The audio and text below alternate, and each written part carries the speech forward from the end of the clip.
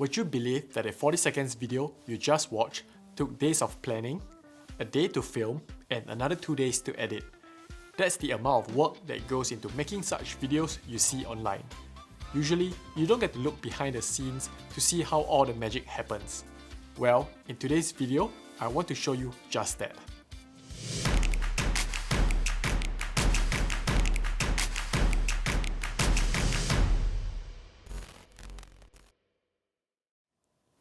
Hey guys, what's up? My name is Bernard and welcome to the channel. This is my first time filming such a behind the scenes video, so if you enjoy it, do let me know in the comment section so I can create more of such content, and do subscribe so you are alerted to new videos. Anyways, on to the topic on hand. I would like to point out that, in my opinion, the pre-production stage was more important than the production itself. But I know that you're watching this video for the action, so I shall start on that and talk about pre-production later. Without further ado, this is how the filming day began. For this project, I enlisted the help of two people, Phong and Ananya. My role was to be the DP. Ananya was in charge of set design, and Phong was the camera assist. One thing to note is that I did not film the shots chronologically. I knew I wanted to start the shoot with the toughest shots in the video, and that was the opening and the closing shot. These shots will be tougher than the rest because they require a more extravagant set design. On top of that, we were using the probe lens for it, and it isn't exactly the easiest lens to work with, so that took some time as well. I started with the closing shot because the items used in it wasn't as perishable. As this was the first shot of the day, we had to dial in the lighting setup as well. For the key light, I was using the Aperture f22x flexible light panel, and I opted for an overhead lighting.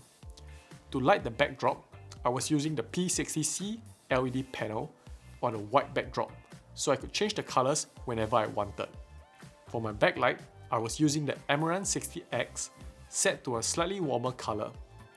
By the time we were ready to roll our camera, an hour has passed. Yes, that's how long it took to fine-tune everything, and these were the results. It's always interesting to see how things can look good at certain angles, but yet when you view them from another angle, they don't make sense.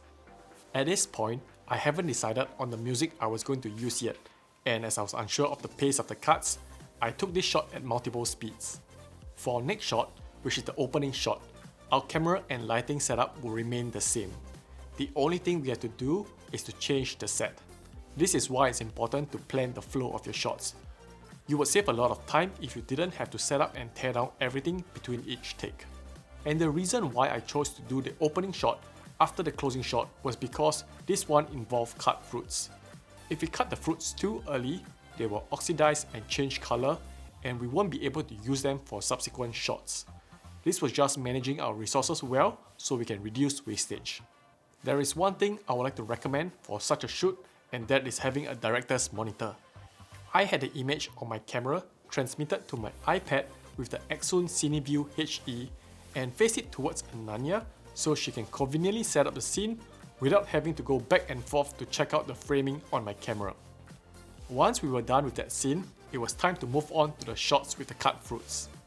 So my idea at this point was to do a masking transition so we can make it look like the fruits magically change in post-production.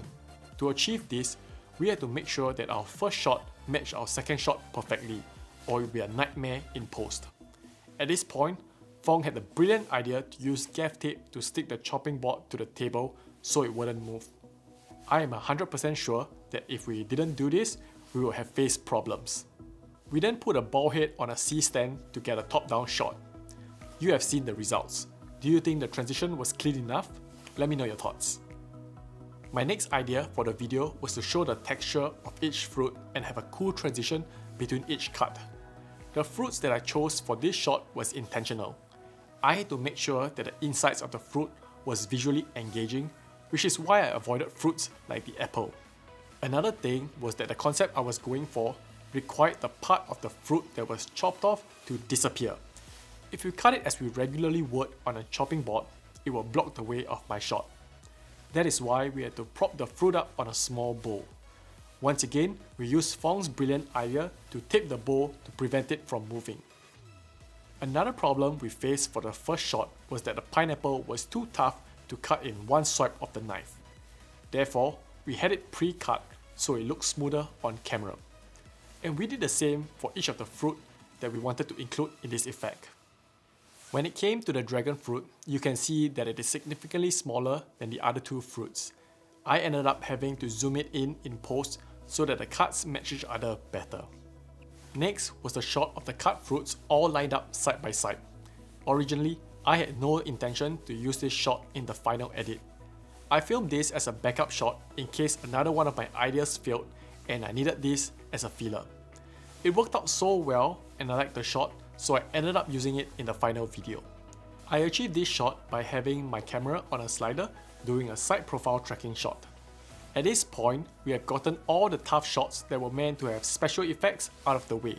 It was time for more straightforward shots. This one is really straightforward. All we had to do was to put the product on a turntable and drop the tea into the bowl. The next shot is also very straightforward, but I want to bring your attention to something here. I want to show you the importance of lighting. During our first take, our light was set at 5600 Kelvin on the backdrop. When we were reviewing the footage, we felt like the scene was a little too plain.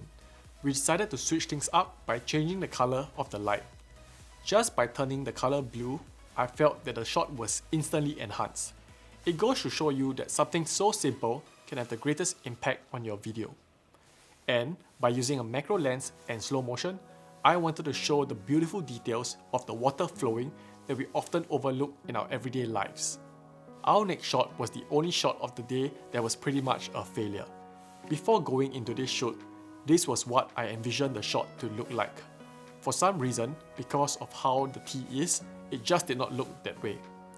I ended up still using it in my final video, but only a small portion of it was presentable. This shot we are looking at now is an example of how something so simple can look amazing and the importance of set design.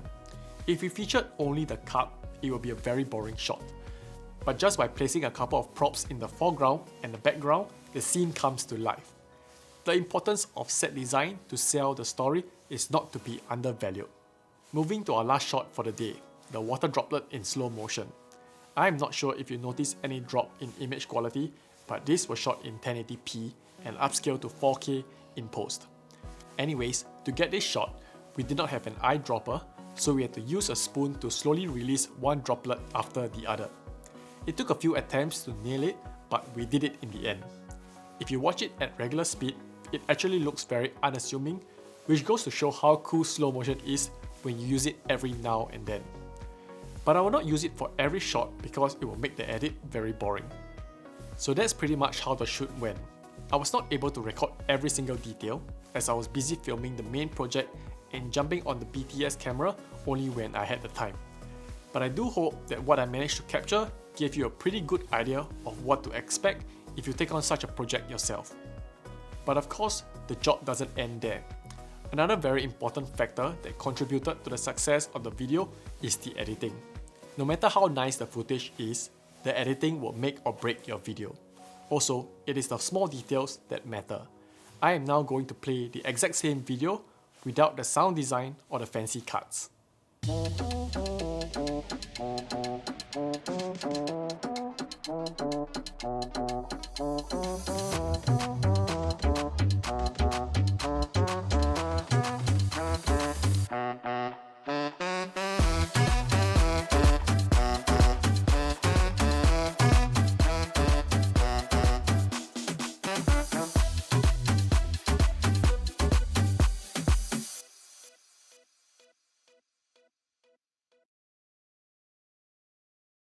That was very underwhelming, wasn't it? Now, let's take a look at it again with all the effects.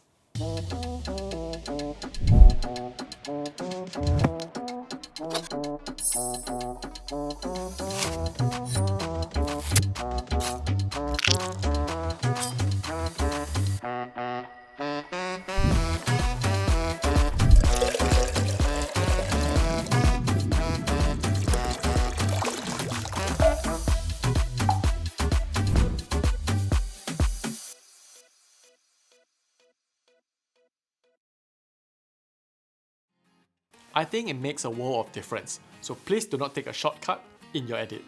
Before I wrap up this video, I want to take a moment to mention that I think the biggest factor that contributed to the success of this video was the effort placed into the pre-production stage.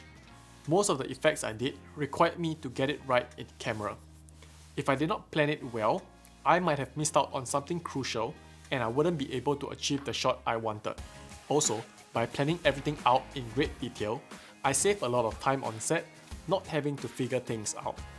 This is a screen recording of my shot list and the details of the stuff that I planned beforehand.